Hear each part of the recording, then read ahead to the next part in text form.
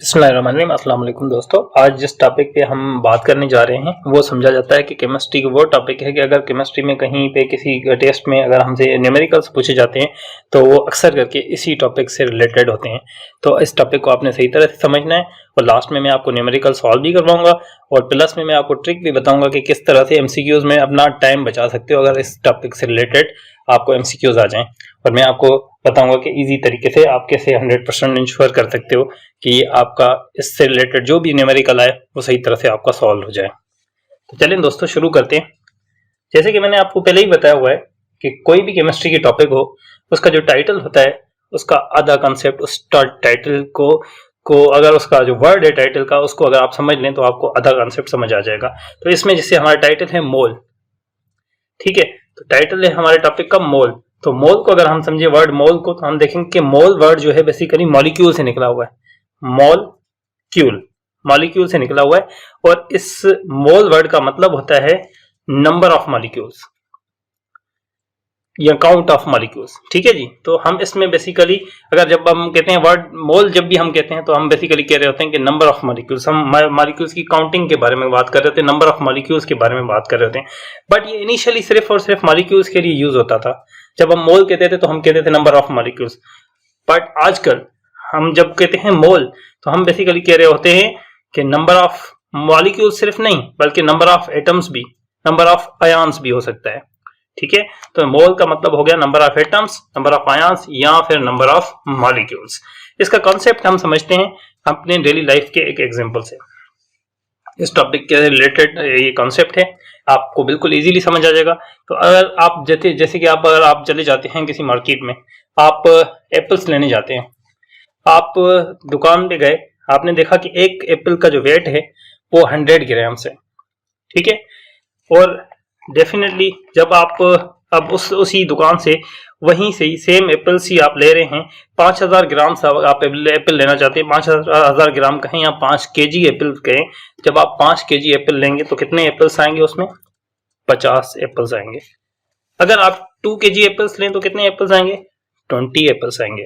तो यानी कि अगर आप वेट बढ़ा रहे हैं चीज का तो आपका उनका नंबर उस चीज का कम हो रहा है, नंबर ज्यादा हो रहा है।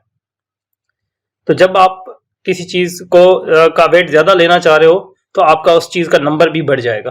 अगर उस चीज का वेट आप कम लेंगे तो उसका नंबर भी कम हो जाएगा। तो इसका मतलब है कि there is relationship between the weight of the substance, weight of anything and its number, its count, ठीक है। अब इसी कॉन्सेप्ट को अब हम केमिस्ट्री के टर्म्स में समझते हैं। जैसे कि अगर आपको मैं कहूं कि भाई आप 1 AMU ऑफ हाइड्रोजन एटम लेके आया मेरे पास, 1 AMU of hydrogen atom. AMU क्या होता है? Atomic mass unit. Atomic mass unit कितना छोटा मास है यूनिट का, मास का कितना छोटा यूनिट है ये, आपको जस्ट आइडिया देने के लिए कि ये 1 ग्राम से तकरीबन बिलियंस टाइम जो है ना छोटा यूनिट है, ठीक है। यानी 1 ग्राम का भी बिलियंस ऑफ बिलियंस हिस्सा है, ठीक है। उससे आप अंदाजा लगा सकते हैं कि ये कितना छोटा पार्ट है। तो अगर आपको मैं कहता हूं कि आप 1 AMU हाइड्रोजन एटम का ले आए तो आपको कितने एटम्स चाहिए होंगे?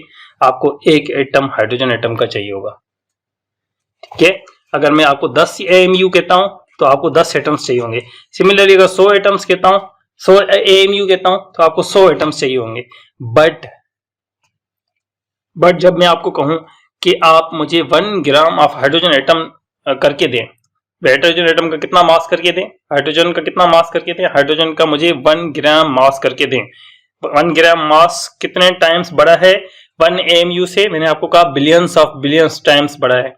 अब इतना मास करने के लिए डेफिनेटली आपको नंबर ऑफ एटम्स हाइड्रोजन के हैं वो भी बिलियंस टाइम्स ज्यादा चाहिए होंगे, क्योंकि हम अभी पिछले एग्जांपल में पढ़ चुके हैं कि अगर मैं मास बढ़ाना चाह रहा हूं एप्पल्स का तो मुझे एप्पल्स का अमाउंट भी बढ़ाना पड़ेगा, काउंट भी बढ़ाना पड़ेगा, नंबर्स भी बढ़ाने पड़ेंगे। इसी तरह अगर मैं मास हाइड्रोजन का बढ़ाना चाह रहा हूं, मैं 1 ग्राम हाइड्रोजन लेना चाह रहा हूं तो मुझे उसके एटम्स भी इस एक ही जगह पे पाइल अप करने होंगे। बहुत ज्यादा एटम्स चाहिए होंगे मुझे कि वो सारे एटम्स मिलके कितना मास क्रिएट करें? 1 ग्राम मास हाइड्रोजन का क्रिएट करें। ठीक है जी। अब हमारे लिए सवाल ये है कि हमें 1 ग्राम हाइड्रोजन की चाहिए, 1 ग्राम हाइड्रोजन का मास चाहिए।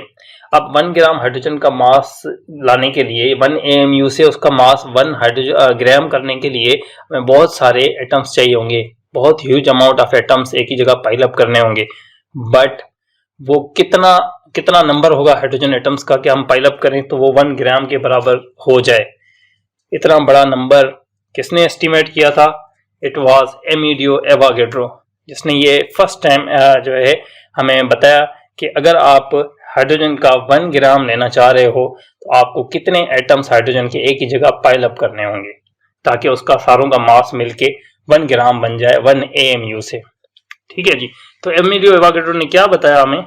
एमिलियो एवोगाड्रो ने हमें ये बताया कि अगर आपको जरूरत है, आप चाह रहे हो कि एटम्स का, आयन्स का या मॉलिक्यूल्स का मास इंक्रीज हो जाए AMU से ग्राम्स में, तो आपको कितने एटम्स या मॉलिक्यूल्स या आयन्स एक जगह पाइल अप करने होंगे?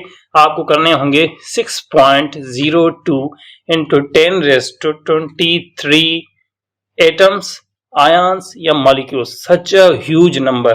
और इसी नंबर को हम कहते हैं एवोगाड्रो नंबर। ठीक है जी। तो एवोगाड्रो नंबर हमें क्या बताता है? एवोगाड्रो नंबर हमें यह बताता है कि अगर आपको क्या करना है, अगर आपको करना यह है कि अगर किसी भी एटम को ले लें, किसी भी आयन को ले लें या किसी भी मॉलिक्यूल को ले लें, उसका atomic number, atomic mass, ionic mass या मॉलिक्यूलर मास अगर AMU में है, उस AMU वाले मास को आप कन्वर्ट करना चाह रहे हो, इतना बड़ा करना चाह रहे हो कि वो मास ग्राम्स में मेजर हो, तो फिर आपको कितने नंबर ऑफ एटम्स चाहिए होंगे? आपको चाहिए होंगे 6.02 into 10⁻23 एटम्स, आयन्स या मॉलिक्यूल्स। अंडरस्टूड? अब जैसे हमारे पास एक ना एग्जाम्पल है, हमें अभी एवोगाड्रो नंबर का तो कॉन्सेप्ट हमें समझ आ गया। एक एग्जाम्पल हम ले लेते हैं कि हम कहते हैं 10 लाख रुपए, 10 लाख रुपए को हम क्या कहते हैं? 1 मिलियन। 10 लाख को हम कहते हैं 1 मिलियन, है ना? 1 मिलियन क्यों कहते हैं? 10 लाख ही क्यों नहीं कहते? This is just for the convenience. इतने हम बार बार कहते फिर 10 लाख, 10 अरब, और 10 अरब को हम कहेंगे भाई 10 बिलियन सिंपली। तो हम जो है उसको सिंप्लीफाई करने के लिए, उसको उसकी जो कॉमन लाइफ है उसमें जो लैंग्वेज है उसको कन्वीनियंट करने के लिए हम ना मोर सिंपलर जो है ना वर्जन में जाते हैं, मोर सिंपलर वर्ड्स क्रिएट करते हैं। इसी तरह हम कहते फिरें कि भाई 6.02 into 10⁻23 एटम्स, मॉलिक्यूल्स, आयन्स, बार बार कहते फिरें, उसके लिए हमने कन्वीनियंट वर्ड बना दिया मोल, 1 मोल। तो 1 मोल, जैसे 1 मिलियन का मतलब है 10 लाख, इसी तरह 1 मोल का मतलब है 6.02 into 10⁻23। Got it? तो इसी तरह this is just for the convenience. अब हम आते हैं इसको, इस सारी हमारी डिस्कशन की जो समरी बनती है वो ये समरी बनती है कि किसी भी एटम का, मॉलिक्यूल का या आयन का एटॉमिक मास, मॉलिक्यूलर मास या आयनिक मास जब हम ग्राम में रिप्रेजेंट करें तो वो बराबर बन जाता है किसके? 6.02 into 10⁻23 एटम्स, मॉलिक्यूल्स, आयन्स। तो हमें एक रिलेशनशिप समझ आ गया किसके बीच में? मास के और नंबर ऑफ एटम्स, मॉलिक्यूल्स और आयन्स के। ठीक है। तो बेसिकली मोल जो है वो एक रिलेशनशिप है between number of molecules, ions और atoms and the molecular mass, atomic mass and the ionic mass represented in grams। हम थोड़ा सा एग्जांपल ले लेते हैं, जैसे कि हम कहते हैं कि भाई एटॉमिक मास हाइड्रोजन का कितना है? 1 AMU, एटॉमिक मास यूनिट। अब 1 AMU में कितने एटम्स होते हैं? 1 एटम होता है। इसी तरह अगर इसी मास को मैं ग्राम्स में रिप्रेजेंट करूं, मैं कहूं हाइड्रोजन का 1 ग्राम, तो फिर इसमें कितने एटम्स होंगे? 6.02 into 10⁻23 एटम्स होंगे इसमें। अगर मैं कहता हूं मॉलिक्यूलर मास ऑक्सीजन का कितना है, ऑक्सीजन गैस का, तो ऑक्सीजन मॉलिक्यूल का जो मॉलिक्यूलर मास है 32 AMU है। इसमें कितने ऑक्सीजन की मॉलिक्यूल्स है? मैं कहूंगा 1 ऑक्सीजन का मॉलिक्यूल है। बट इसी मास को अगर मैं ग्राम्स में रिप्रेजेंट करूं, मैं कहूं 32 ग्राम्स अगर ऑक्सीजन मॉलिक्यूल्स के लूं, अगर 32 ग्राम ऑक्सीजन गैस का लूं, तो देन मेरे पास कितने मॉलिक्यूल्स बच जाएंगे? मैं कहूंगा कि अब मेरे पास जो मॉलिक्यूल्स होंगे वो एक मॉलिक्यूल नहीं होगा, that will be 6.02 into 10⁻23 molecules. And finally हम क्या कहेंगे कि एक मोल जो होता है वो बराबर होता है 6.02 into 10⁻23 एटम्स, आयंस और मॉलिक्यूल्स, जो के बराबर होते हैं mass of these particles represented in grams. ठीक है, तो mass in grams, atomic number of atoms और मोल, ये तीन पैरामीटर्स हैं। इन तीनों में एक रिलेशनशिप एग्जिस्ट करता है।